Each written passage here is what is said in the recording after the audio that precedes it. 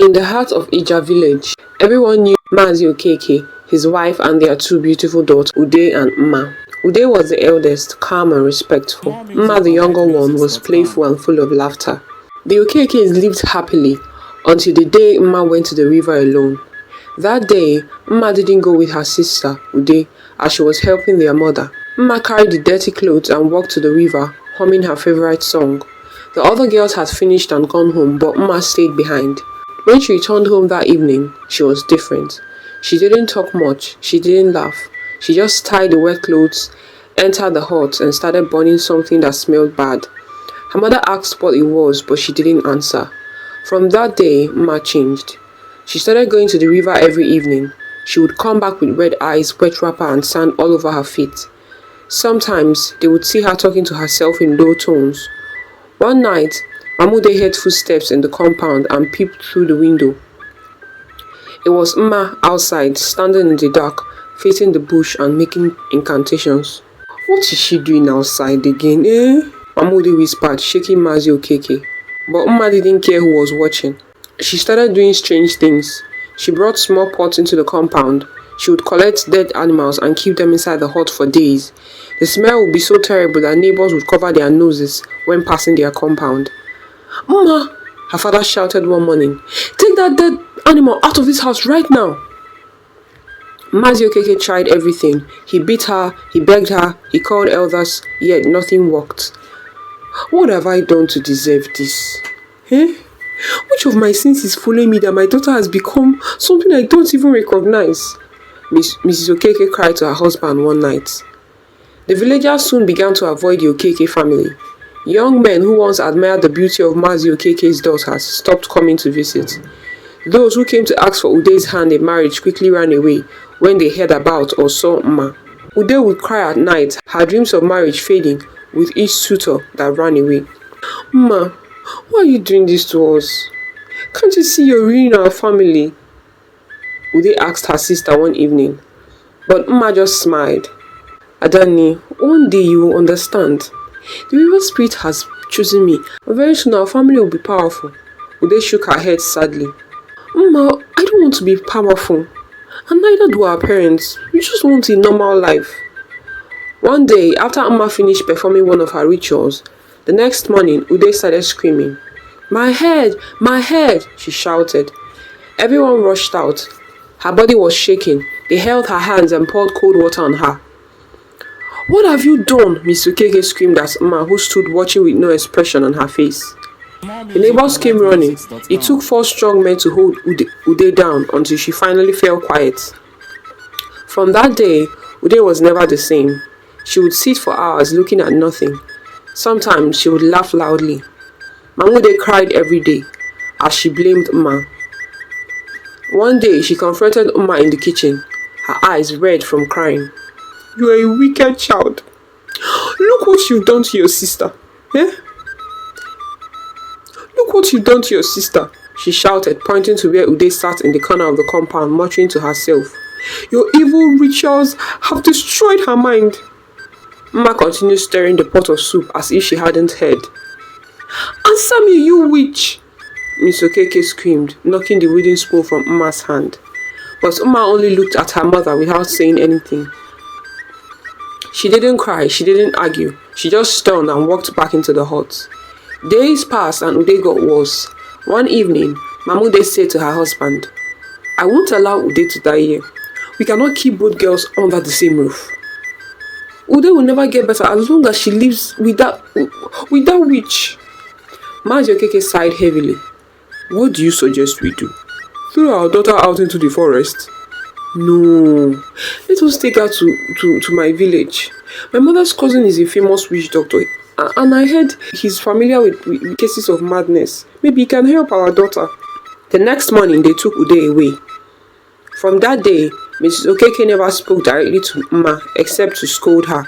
She would act as if Mma was invisible, passing by her without a glance. Mazi Okeke, still believing his daughter needed help rather than hatred, called for the village chief priest. The priest came with red feathers, chalk and good blood. He looked into Mma's eyes and said, "This child is possessed by a cursed and forbidding spirit," he announced. He must perform a cleansing ritual immediately.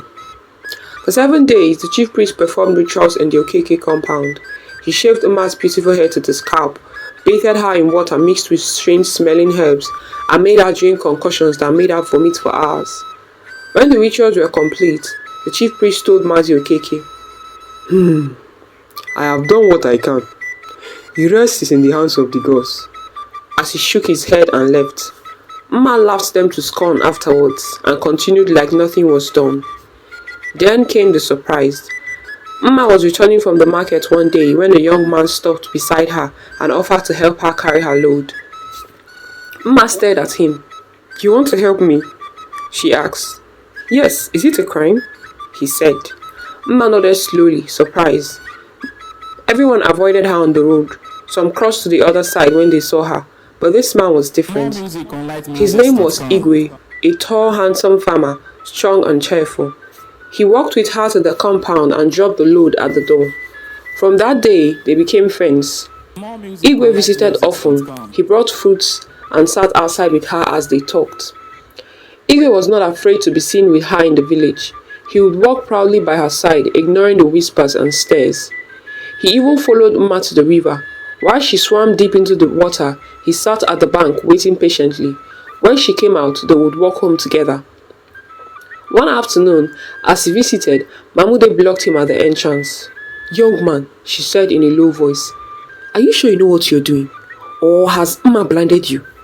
Which man in his right senses chooses a lady like Uma?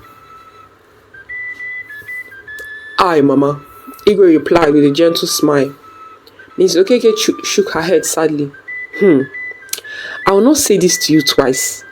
Uma is my daughter, but I wouldn't even give her to my enemy. Do you know what we endure as a family? I thank the gods every day I wake up because that girl is evil itself. My son, flee while you still have legs. She walked away, leaving Igwe troubled but still determined. One day, Igwe's sister Ola stopped Uma on the path. Leave my brother alone or you cursed woman, or you bear my wrath. When she finished, Uma laughed and said, First, you can do nothing to me. Second, it is your brother that wants me. She's the one you should be talking to, not me. Then she walked away, still laughing. Weeks passed, and one day, the news spread that Igwe was sick. He complained of cold, then fever.